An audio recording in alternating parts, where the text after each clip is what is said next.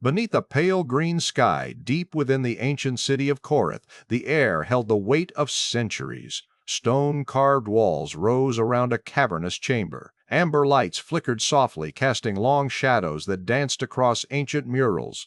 These murals told stories older than the tallest city spires. Jagged black ships tore across starscapes. Sharp, spiked hulls sliced through voids, unlike anything Korathi ever built. Their forms were harsh and angular, predators in the quiet dark. The old legends called them the Shadow Ones. Elder Malrek stood before a flickering holostar chart. His voice echoed in the chilly chamber, deep and steady. They came without mercy. Ships like claws, like teeth, Malrek said. No smooth curves, no grace, just raw, brutal power. The Korathi people had barely survived that ancient war. 1,000 turns passed since the Shadow Ones ravaged their world. But time dulls even fear, Malrek continued. Now, the ritual remains. We scan the skies for ships that look wrong, angular, sharp-edged, but many say it is mere habit. Tradition, not real caution. A young apprentice, Sarn, frowned. Do you truly think they could return? Malrek's eyes narrowed, reflecting the green sky outside. Legends are not stories to be forgotten, Sarn. They are warnings. The chamber's ambient light shifted as the holostar chart went dark. Malrek's hand pressed a control panel, and the silence deepened. Outside, the city's spires cast long shadows on the cracked stone streets. The ancient sensors hummed quietly. A subtle flicker stirred the distant sky, a momentary glitch in the stars. "Did you see that?" he asked, tension rising. Sarn looked out through the narrow window. The sky pulsed faintly, a silent alarm. "An echo from the past," Malrek whispered. "For generations the Korathi had scanned for these wrong ships. Their own starships had elegant curves, smooth hulls that flowed like water. The Shadow One's vessels defied all known design logic. They were machines meant to kill," Malrek said, voice low. "Their very shape was meant to unsettle. The murals around them showed terrible battles, Korathi ships torn apart, screaming fireballs spilling into starfields. The Shadow Ones had struck swiftly, like a predator pouncing on weakened prey. Yet time had dulled that terror. The ancient alert systems remained, but many now ignored them. The Korathi had grown complacent. Scanning for wrong ships became an echo of fear, Malrek said gravely. A reminder, not a command. Sarn touched a console, bringing up a hologram of star traffic. The neat, smooth outlines of Korathi vessels moved in orderly patterns, but if they truly returned, Sarn's voice trailed off. Malrek's hand steadied on the stone railing. "They will find we are not as weak as before." Outside, beyond the city's curved towers, the sky's faint flicker grew. Silent and ominous, Malrek's voice broke the quiet. "Remember this, Sarn. The Shadow Ones do not change, but we have." The idea rippled through the chamber, ancient terror meeting new resolve. The night deepened, the amber glow dimmed, and somewhere beyond the stars something waited. A ship, angular, predatory, wrong. The Korath's scanning systems blinked quietly, still watching. Malrek turned away from the window, eyes burning with a fire older than the legends. "The stars will go dark again, and the ones who prove their worth will be those who refuse to run." The chamber doors closed, sealing the past away for now. But the silence held a warning. The Shadow Ones might be gone for 1,000 turns, and history was about to awaken. The Starfire Dawn glided silently on the edge of the home system. Its hull was polished silver, sleek and symmetrical. The smooth lines caught the soft glow of the nearby star, reflecting a pale blue-white light across the vastness of space. Inside, the bridge hummed with quiet focus. Scientists sat at transparent consoles, eyes fixed on swirling waveforms. Gravitational waves rippled across the displays, soft ripples in space-time, invisible to the naked eye. The crew studied patterns, searching for secrets hidden in the stars. Captain Lisa Hay stood tall near the center, watching her team. Calm and steady, her eyes scanned the starfield beyond the panoramic windows. The swirling gas giant loomed at a distance, its rings cutting bright arcs against the black void. "This is a routine scan," she told her tactical officer, Jake Morrison. "Nothing to worry about." Jake nodded. His fingers hovered over the tactical panel, ready but relaxed. "Translation alarms usually mean traders dropping in," he said. "Long trip out. They come loaded with supplies, news, sometimes a little smuggled tech." "Good," Lisa replied. "We're not expecting trouble." The Starfire Dawn was no warship, at least, not yet. It was built for science, exploration, and speed. But every ship carried a hidden strength. Their patented omnidirectional thrusters gave them power to dart, twist, and flip in zero-G like no other vessel near home. Suddenly, the big hyperspace translation alarm blared. It filled the bridge, sharp and loud. Red lights flashed along the consoles. The crew straightened. The scientists stopped their work, faces lifting toward the windows. "Incoming jump," Jake said, voice steady but alert. "Let's see who's stopping by." On the main screen, a shimmering ripple appeared beyond the star's corona. The space around it shimmered like heat over a desert. Then a shape took form. A massive silhouette floated into scanners. Angular spikes jutted from the hull like black teeth.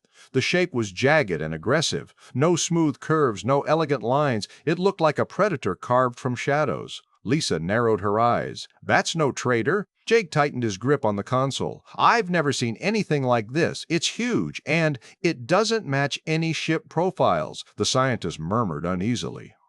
The gravitational wave patterns around the unknown ship were distorted like ripples in a storm.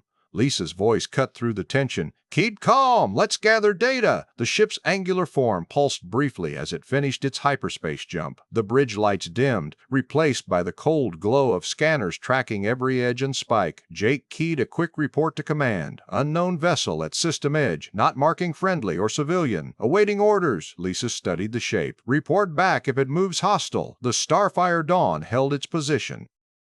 The smooth silver ship was a stark contrast to the black, jagged intruder. Inside, the crew felt a chill. The legends of ancient enemies whispered in the back of their minds. Still, they were human. They knew better than to yield to fear. Jake broke the silence. "The old stories said ships like that attacked 1,000 turns ago. Angular, aggressive, called shadow ones." Lisa looked up sharply. "Legends or not, we don't turn away from the unknown." The unknown ship stayed still as if watching them from the void. Lisa looked over her crew. "Prepare all systems. Keep scanning. Be ready for anything." Outside, the star's light glinted off the Starfire Dawn's hull. Inside, humans braced for what the darkness might bring. The unknown ship shimmered, folding space as it finished translating fully into in-space. An eerie silence filled the Starfire Dawn's bridge, then shattered by shrieking alarms. "Unidentified vessel! Shadow class alert!" The ship's AI blared. Captain Lisa Hayes' eyes snapped open. The name hit like a hammer. The Shadow class was no mere warning. It was a death knell from the Korathi legends. "Red alert!" "All hands, battle stations!" Hayes ordered, voice cold steel. Tactical Officer Jake Morrison leapt to his console, fingers flying. The bridge lights flipped to harsh red. Shadows danced across the tense faces of scientists suddenly turned warriors. "Captain, that ship's hull is all wrong," Morrison said, eyes locked on the scanner display. The alien vessel dominated the screen. Its brutal form was jagged and angular, like a deep-sea predator carved from black stone. Spiked edges jutted from its hull, casting long, twisted shadows in the cold void. It had no smooth lines or graceful curves. No elegant symmetry. It was chaos shaped into a weapon. "Look at that thing," Morrison muttered. "It's built to hunt, to kill, not trade or explore." Lisa nodded sharply. Unlike them, the Starfire Dawn was designed by humans who refused to be prey. She slammed a fist on the console. "Spin up the drives, full 360-degree maneuvering on my command." No other ship out here moved like humans did. The Starfire Dawn had no front or back. Its engines could pivot, twist, and dart in any direction. Morrison grinned, adrenaline sharpening his voice. "They think their spikes intimidate us. Wait till they try to hit a target that's everywhere at once." The bridge trembled as the thrusters ignited. The ship's sleek silver hull gleamed against the starfield. Its engines flared in bursts, pivoting with breathtaking grace. "Engage omni-thrusters," Lisa ordered. "Let's show them what human engineering means." Outside, the alien ship began its slow advance. Its black matte hull absorbed light, making it look like a shadow creeping through the void. Its spikes caught stray rays, glinting like deadly fangs. "Warning," the AI announced. "Alien vessel charging forward weapons array." Lisa's voice cut through the tension. "Hold steady. Wait for their shot." The first blast came, slow, lumbering, aimed straight ahead. The Starfire Dawn twisted instantly. Thrusters flared at every angle, spinning and sliding like a dancer in zero gravity. "Too slow," Morrison laughed. "Try again." The alien ship fired again, its brutal spikes rattling under the strain. But the human vessel was already shifting, a silver ghost impossible to pin down. "Keep them off balance," Lisa commanded. "Use every thruster, every angle." The crew worked in perfect sync. The ship darted left, spun up, then backflipped in the void. Its movements defied the aliens' rigid front-facing design. "We're not just evading," Morrison said, eyes gleaming. "We're making them look clumsy." Lisa let out a sharp breath. They underestimated us. Behind them, the stars streaked past as the Starfire Dawn danced circles around the lumbering predator. "Signal Tactical Fleet Command," Lisa ordered. "They need to know what we're facing." The screens flashed urgent messages. But for now, the battle was a test of human grit and genius. "Captain," Morrison said, "I'm already calculating vectors for an escape jump, but I'm not ready to run yet." Lisa smiled grimly. "Neither am I." The Starfire Dawn spun again, weaving through the starfield like a hawk stalking its prey. In this deadly game of cat and mouse, humans held the advantage, not because of raw power, but because of sheer will and unmatched agility. The legends were right to fear the Shadow Ones, but they never saw what humans could do when cornered, and the Starfire Dawn was about to prove it. Red emergency lights flood the Starfire Dawn's bridge, casting sharp shadows on tense faces. The sleek silver hull gleams faintly through panoramic windows against a star-speckled void. The alien ship looms on scanner displays, an angular black beast, its spiked asymmetrical hull like a jagged predator carved from obsidian. Thrusters flare in bursts of blue-white light, pivoting in all directions. Crew members grip consoles as the ship twists and flips with impossible agility. The starfield outside warps with every sudden turn, glittering streaks trailing the human vessel's dance. The scene pulses with raw energy, fear, defiance, and the fierce heartbeat of human resolve. The Starfire Dawn shuddered violently. The jump engines roared like thunder trapped in steel. Blue-white flames flared beneath the hull, bathing the bridge in cold, flickering light. Captain Lisa Hayes gritted her teeth. "Initiate L-space jump. Maximum velocity. Override all safety protocols." Her voice was calm, sharp. No panic, not with the shadow ship chasing them like death itself. Alarms screamed through the narrow corridors. Red lights flashed in sync with the pulsing klaxons. The inner control lane shook with every tremor. Jake Morrison, tactical officer, slammed his fist on the console. "Some of the scientists still aren't in their safety couches, Captain. We're losing them." A young technician staggered into the bridge, clutching a bleeding arm. One hit the bulkhead hard, another's unconscious. Lisa's eyes flicked to the medical monitors.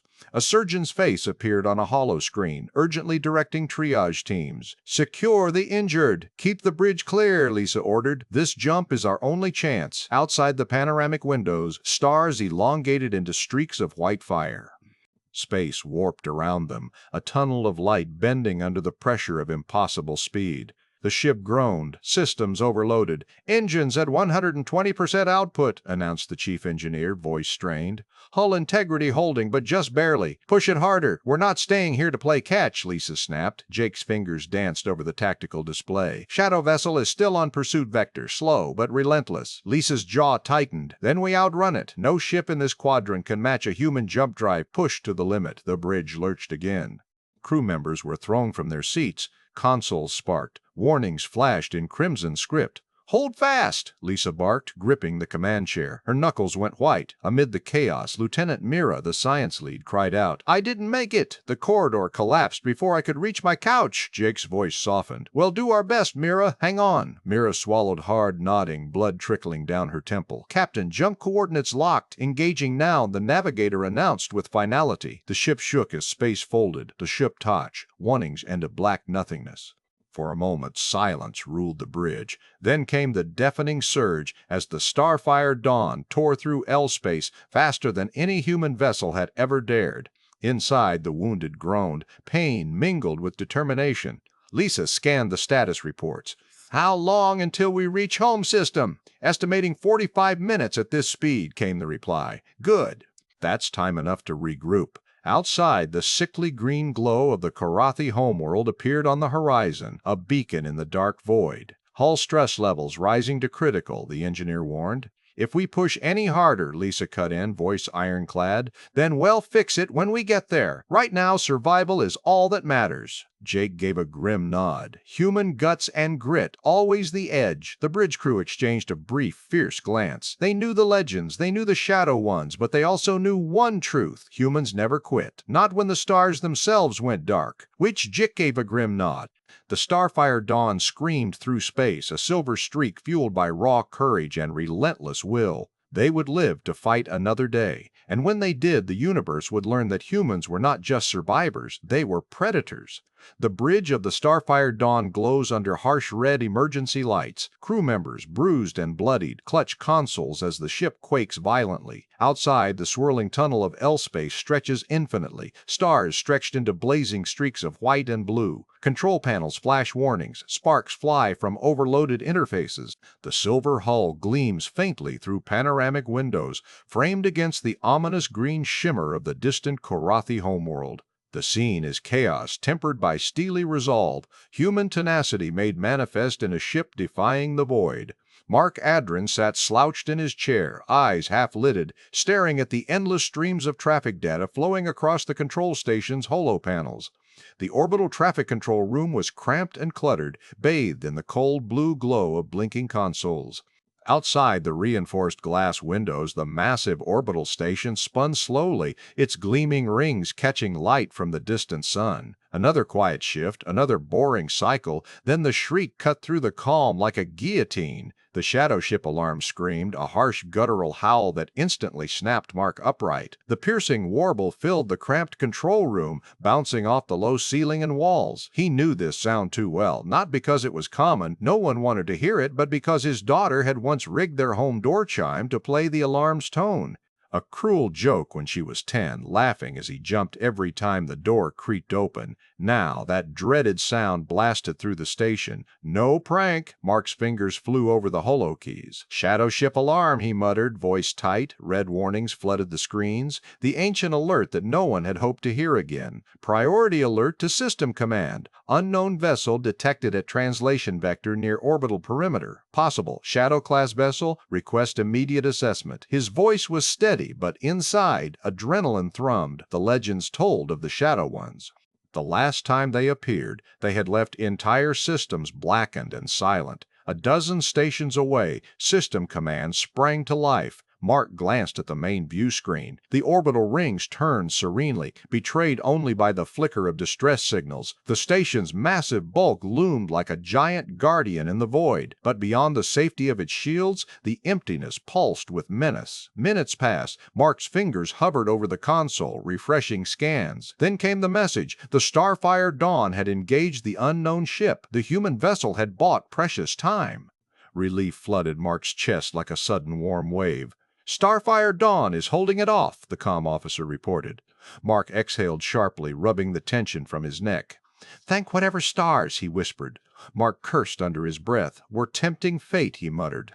The silence in the control room felt heavier now. Everyone knew what was coming. The translation alarm screamed again. Louder, sharper, the holo panels flashed violently. Mark's eyes shot to the main sensor display. A monstrous silhouette filled the screen.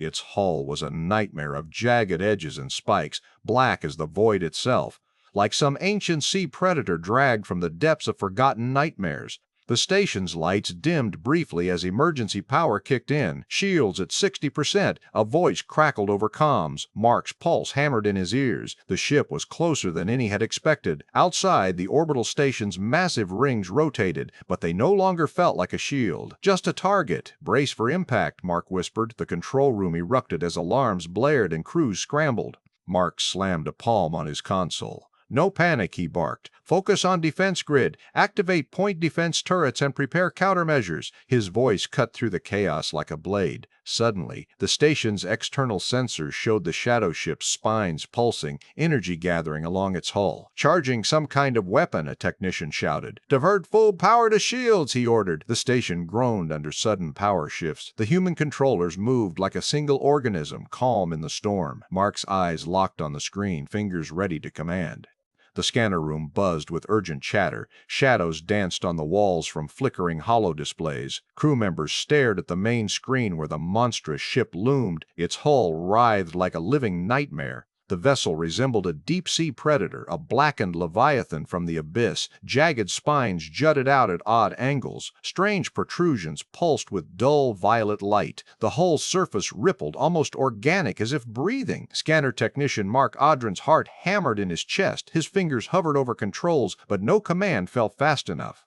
Around him, faces went pale. The ancient dread was real. "Look at that thing," whispered one crewman. "Like some nightmare fish from a sunless ocean. Silent. Deadly. Wrong," Mark muttered under his breath. The ship drifted slowly near the orbital station's edge. Its spikes shimmered in the station's artificial lighting. The jagged edges cast sharp shadows like claws ready to snap. The traffic control room's claustrophobic walls seemed to close in. Outside, the orbital rings rotated peacefully, a calm mask over brewing terror. Suddenly, the alien ship pulsed, a slow, rhythmic glow along its strange fins. It did not attack. Instead, it hovered, an ominous watcher in the void. Mark's eyes fixed on a small, blinking light near the bottom of the main console. It was easy to miss, a subtle electromagnetic signal alert. He leaned closer. "Wait, it's sending something, broadcasting." His voice cracked through the tense silence. His fellow officers turned sharply. "Electromagnetic spectrum." "Looks like a complex pattern," Mark said, voice shaky but steady. "What does it mean?" asked a junior officer, voice barely above a whisper. Mark shook his head. "No idea, but it's definitely contact, or maybe a warning." The alien ship's eerie glow intensified for a moment. Then, just as suddenly, it vanished. The scanner flickered. The black silhouette dissolved into the nothingness of L-space. A collective breath escaped the room. Relief washed over them like a wave. Mark slumped back in his chair. Gone, for now. But the blinking light remained, a stubborn beacon of cryptic intent. Far above, the warship TSS Asterion cut through the starless void. Its white and gold hull gleamed like a beacon of hope. Inside the bridge, Captain Vera Nolik stood tall, her eyes fixed on the glowing console before her. Tactical Officer Wren stood beside her, analyzing streams of data. The atmosphere was tense but focused. "Electromagnetic broadcast," Wren said, breaking the silence. "They're sending signals, but no response to our hails." Vera's jaw tightened. "They either don't want to hear us or they can't." Wren tapped a console. "Their communication might be beyond our understanding. No known language patterns, no modulation we recognize." Vera stared out at the stars streaking past. "We've faced the unknown before. We adapt. We survive." She turned to Wren. "Prepare all channels for deep spectrum listening. Increase power to signal analyzers. I want every possible frequency monitored. Send this back through command." Vera's voice held steel. "We need specialists on xenocommunications. We're not letting this silence stand." Wren hesitated. "What if they don't want to talk?" "What if this is just a warning?" Vera's eyes flashed determination. "Then we show them humans don't back down from silence or threats." She stepped forward. "Raise shields to max, weapons hot but on standby. We hold our ground, we listen, we learn." The bridge hummed with readiness. Back at the station, Mark stared at the blinking alert. The dark ship's silent roar echoed in his mind. He whispered, "They sent a message and vanished. What are they waiting for?" Outside, the stars shimmered cold and empty. But humanity's light burned fierce. Because humanity's light burned fierce. Because humans never quit, never